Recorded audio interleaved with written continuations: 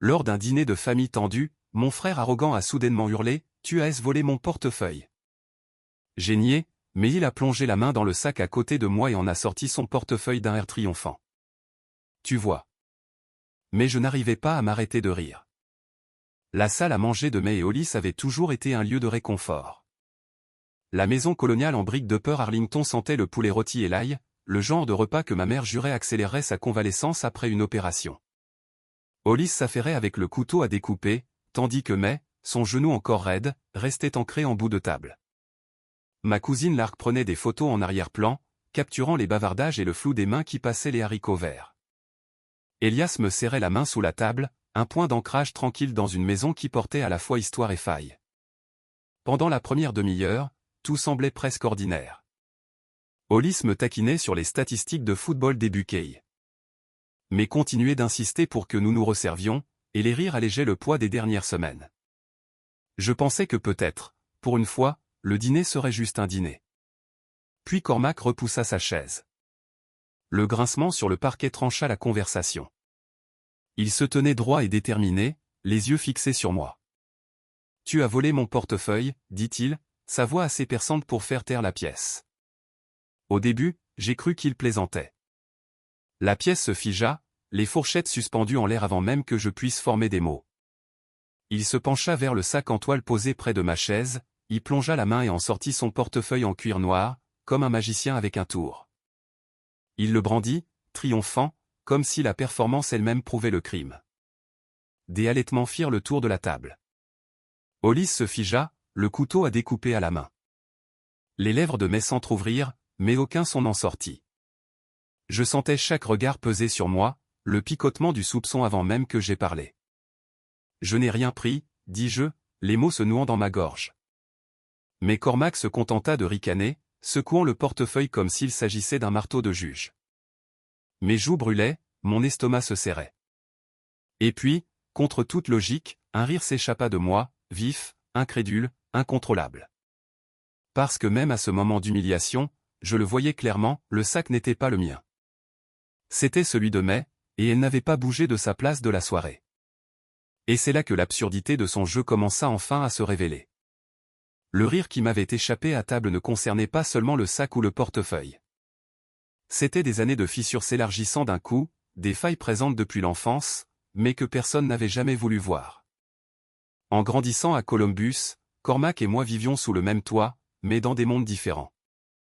Il était l'aîné, le garçon au sourire facile et à l'esprit vif.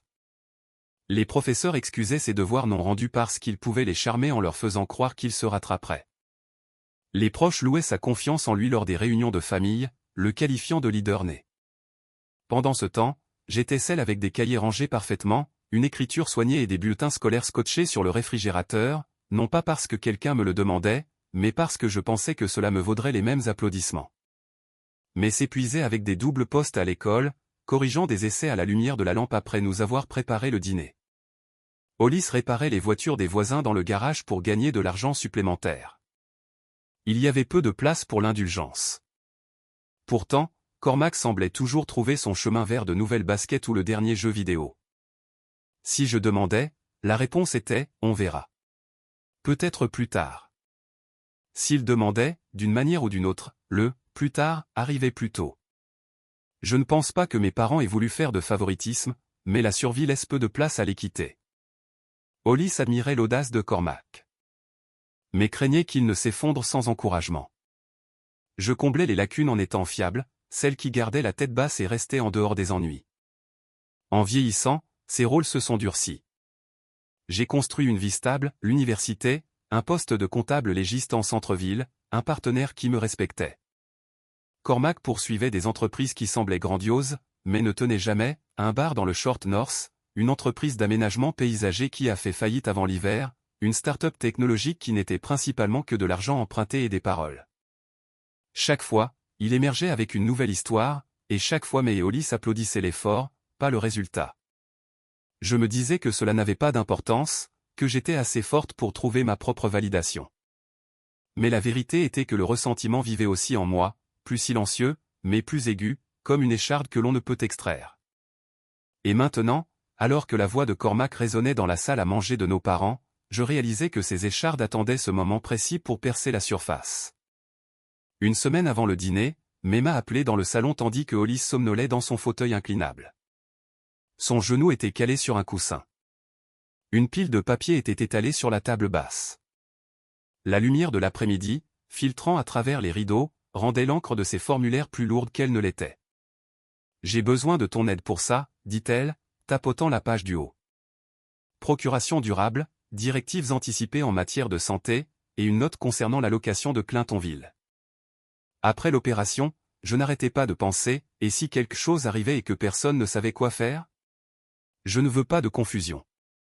Je veux que les choses soient claires. Sa voix était ferme, mais j'entendais le courant sous-jacent d'inquiétude. Elle voulait que je m'assoie avec elle au bureau de l'avocat, pour passer en revue les détails, pour s'assurer que rien ne passait inaperçu. C'était logique. Les chiffres, c'était ma vie. Les documents ne m'intimidaient pas. Je peux le faire, lui dis-je, tout ce dont tu as besoin.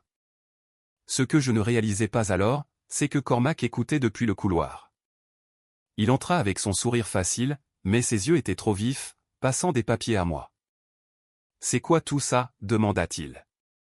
Saisissant un dossier comme s'il s'agissait d'un menu, mais le reprit doucement, disant qu'elle voulait juste que les choses soient organisées. Il n'insista pas davantage devant elle. Mais je connaissais ce regard, celui qui disait qu'il sentait quelque chose lui échapper. Cormac portait la dette comme une ombre. Carte de magasin, prêt sur salaire déguisé en pont à court terme, entreprise qui engloutissait plus qu'elle ne rapportait. J'avais reconstitué le puzzle à partir de conversations surprises, de numéros de collectionneurs clignotant sur son téléphone, de l'urgence soudaine lorsqu'il demandait à emprunter à May et Hollis. Si je devenais la responsable des documents financiers, sa marge de manœuvre se réduirait à néant. Cette nuit-là, allongé dans mon lit, je pensais à la façon dont il m'avait regardé à travers le salon, au calcul derrière son sourire. Il n'était pas seulement agacé, il était acculé, et un Cormac acculé était toujours dangereux. Au moment du dîner, j'aurais dû savoir qu'il ne laisserait pas la soirée se passer sans un spectacle. La soirée commença par des gestes si petits que personne ne songea à les remettre en question. Mais s'installa en bout de table, son sac en toile soigneusement accroché au dossier de sa chaise, celui qu'elle apportait toujours avec elle. Elle n'avait pas beaucoup bougé depuis l'opération, et tout le monde essayait de la mettre à l'aise. Cormac fut le premier à rôder, s'affairant avec la chaise comme s'il était une sorte de soignant. « Laisse-moi ajuster cette patte, dit-il, s'accroupissant, ses mains effleurant le sol puis la sangle du sac. Mais sourit, reconnaissante, et aucun de nous n'y pensa à deux fois. Plus tard, lorsque je m'assis à côté d'elle, Cormac revint à la charge. Il se pencha, prétendant vouloir vérifier aussi le déséquilibre de ma chaise. Son eau de colonne persista longtemps après qu'il se fût éloigné. Il fit une blague à voix basse, quelque chose à propos de moi étant la calculatrice humaine qui ne survivrait pas si une patte de chaise s'effondrait inégalement. Ce fut mal reçu, mais il rit de son propre esprit.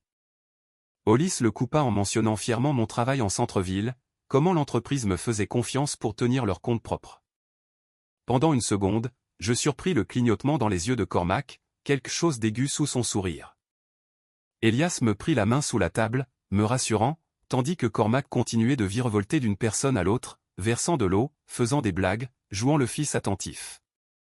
Il s'immisçait dans la nuit comme un fil, jamais immobile, toujours visible. En arrière-plan, Lark prenait des photos avec son téléphone, elle avait pris l'habitude de tout photographier lors des réunions de famille. Pas des poses, mais des clichés pris sur le vif. Les petits moments, disait-elle, racontaient mieux la vérité que n'importe quel portrait. Personne n'y voyait d'inconvénient. C'était juste Lark. Son appareil photo était une extension de sa présence.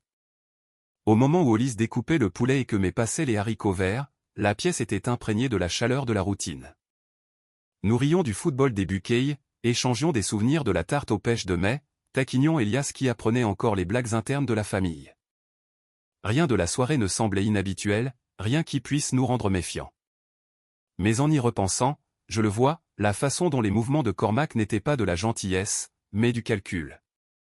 Chaque pas répété pour préparer le terrain de ce qui allait suivre. Le grincement de la chaise de Cormac contre le parquet fut si soudain qu'il coupa le rythme du dîner. Un instant auparavant, Hollis racontait l'une de ses histoires familières de garage. Mais avait ri doucement à sa blague, et Elias venait de tendre la main vers le panier à pain. Puis le silence engloutit tout, sauf le gémissement des pieds de la chaise et le lourd bruit de Cormac se levant. « Tu as volé mon portefeuille, dit-il. » Les mots tombèrent, secs et répétés, ses yeux rivés sur moi avec une certitude qui fit s'arrêter toute la table. Avant que je puisse répondre, il se déplaça avec une sorte de théâtralité, se penchant vers le sac en toile accroché au dossier de la chaise de mai. Sa main se glissa à l'intérieur, ses doigts tâtonnant juste une seconde avant d'en retirer un portefeuille en cuir noir. Il le brandit comme un trophée. Son visage s'illumina d'un faux triomphe. Tiens, il était là. Le son qui suivit ne fut pas un unique halètement, mais une douzaine de petits, se superposant, la fourchette de mes cliquetant contre la porcelaine, le couteau de Hollis suspendu au milieu de la découpe, l'appareil photo de l'arc s'abaissant avec un déclic instinctif. Mes joues brûlaient sous le poids collectif de tous les regards. La main d'Elias tressaillit à côté de la mienne, mais je ne la pris pas. Mes yeux étaient fixés sur le sac, mon esprit allant plus vite que mon pouls. Ce n'était pas mon sac. Mais l'avait porté elle-même, luttant avec sa canne d'une main et la sangle de l'autre. J'avais même proposé de l'aider, mais elle avait insisté pour pouvoir se débrouiller. Dès l'instant où elle s'était assise, ce sac n'avait pas bougé d'un pouce. Son genou était trop raide, son corps trop immobile. Elle ne l'avait pas touché depuis. L'absurdité de tout cela me frappa alors. Non seulement l'accusation, mais l'arrogance pure de penser que cela tiendrait. Un rire éclata en moi, vif et incontrôlable. Cela me surprit moi-même. Mais une fois qu'il commença, je ne pus le retenir. Ce n'était pas cruel, c'était la clarté qui perçait la panique comme la lumière du soleil. Intéressant, dis-je finalement, ma voix plus calme que je ne m'y attendais. Dis-moi, Cormac, quand exactement ai-je apporté un sac à ce dîner? Ou quand May s'est-elle levée et a-t-elle déplacé le sien? Les mots tombèrent comme des pierres sur l'eau calme, propageant des ondes. Le rictus de Cormac vacilla l'espace d'un souffle. Les yeux de Hollis se plissèrent, traçant la logique. Mais toucha instinctivement le sac, sa main tremblant contre la toile. Elias se pencha en avant, l'air autour de lui chargé, prêt, et dans cette pose fragile, je sentis le premier fil de son histoire commencer à se défaire, la trame s'effilochant à chaque souffle qui suivit. La pièce oscillait dans cet étrange espace entre choc et croyance, tout le monde attendant que je trébuche. Au lieu de cela, je me suis penché en arrière, me suis stabilisé, et me suis tourné vers l'arc. Son téléphone était déjà dans sa main, à moitié caché sous la table comme toujours. L'arc, dis-je doucement. Tu as pris des photos toute la soirée. Peux-tu vérifier les clips, les directs? Elle cligna des yeux, surprise, puis hocha la tête. Son pouce se déplaça rapidement sur l'écran, faisant défiler des rafales de clichés spontanés, Hollis sculptant, mais souriant, Elias passant les petits pains. Puis elle s'arrêta, les yeux écarquillés. Mets-le, lui dis-je. Elle tapota et les quelques secondes de mouvement remplirent le silence. On y voyait Cormac accroupi près de la chaise de May, sous prétexte de la réparer, sa main plongeant dans le sac, y glissant quelque chose de sombre avant de se relever avec le même sourire éclatant qu'il arborait si facilement. L'atmosphère changea. La bouche de Hollis se crispa, ses yeux se plissèrent de reconnaissance. Ça explique tout, marmonna-t-il, plus à lui-même qu'à quiconque. La semaine dernière, un billet de 20 a disparu de mon portefeuille dans le garage. Je pensais l'avoir égaré. La main de May tremblait contre la sangle du sac.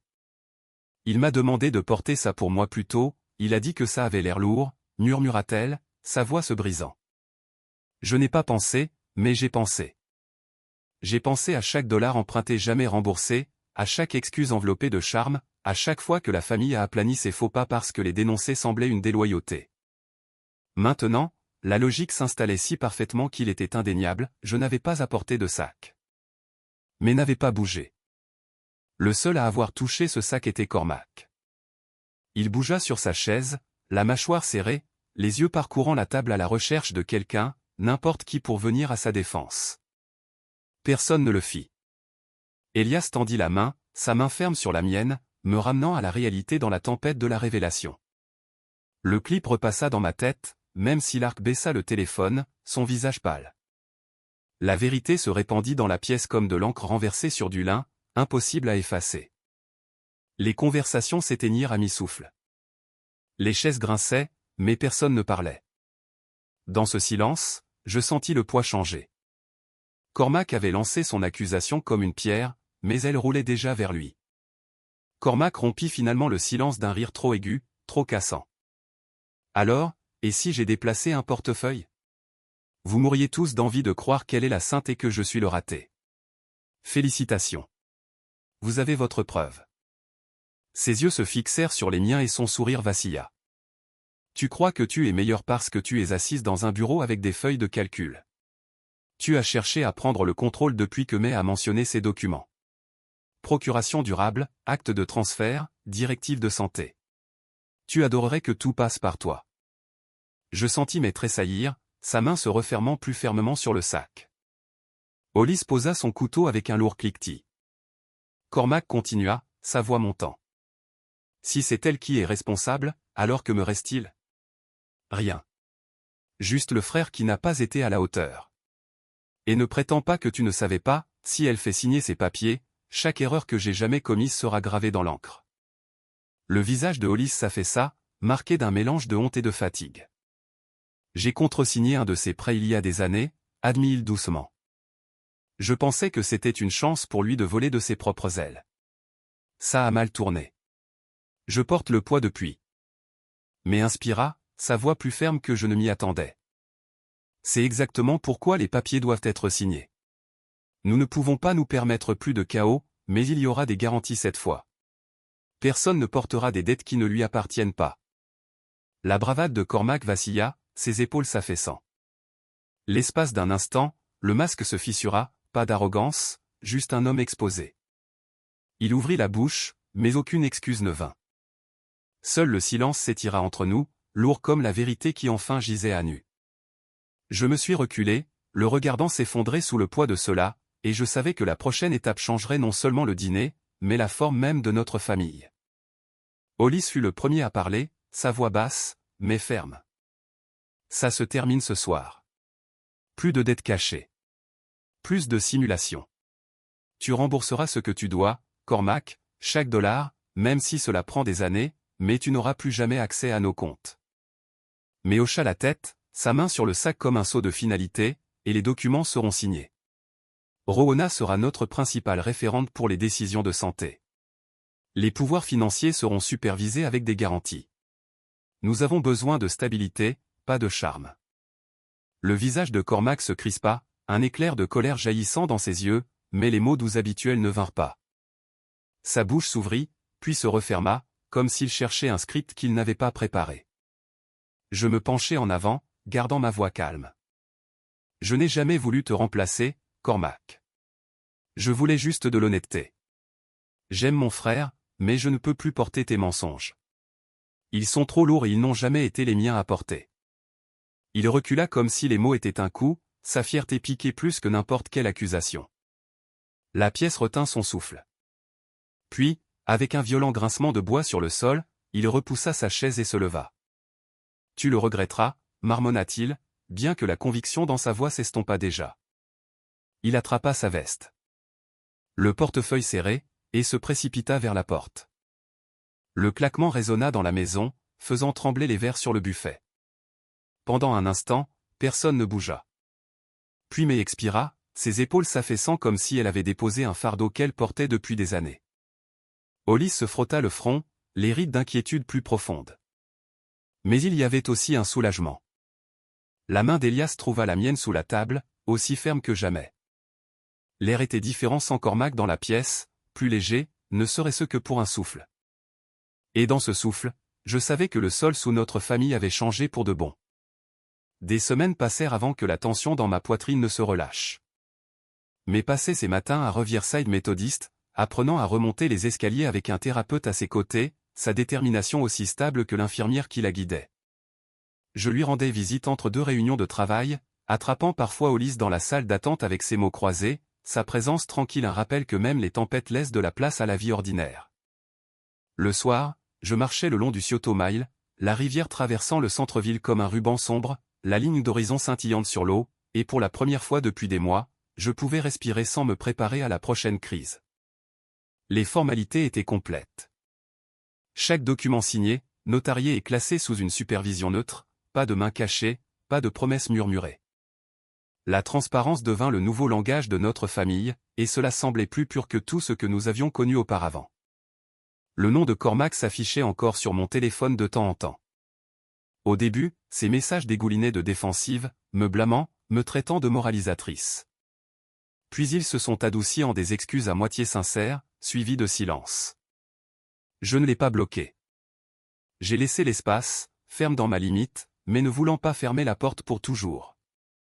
L'amour, j'ai réalisé, pouvait coexister avec la distance. Les dimanches sont devenus plus légers. Autour de la vieille table d'Upper Arlington, mais passaient les bols de ragoût avec un sourire. Hollis faisait des blagues sur ses échecs aux mots croisés, et l'appareil photo de l'art cliquait aussi naturellement que son rire. Elias se pencha à côté de moi, son bras effleurant le mien. Nous faisions tous deux partie de quelque chose de plus stable qu'avant. L'absence de la voix de Cormac, aiguë et agitée, était perceptible, mais elle laissait de la place à d'autres voix pour se faire entendre, des voix qui portaient de la chaleur au lieu de l'accusation. À la fin du repas, je sentis le poids de ce que nous avions survécu se transformer en quelque chose d'entièrement nouveau. Pas un héritage sous forme de propriété ou d'argent, mais dans la dignité de choisir la clarté plutôt que l'illusion. C'était un héritage bâti non pas sur ce qui nous était laissé, mais sur ce que nous refusions enfin de porter.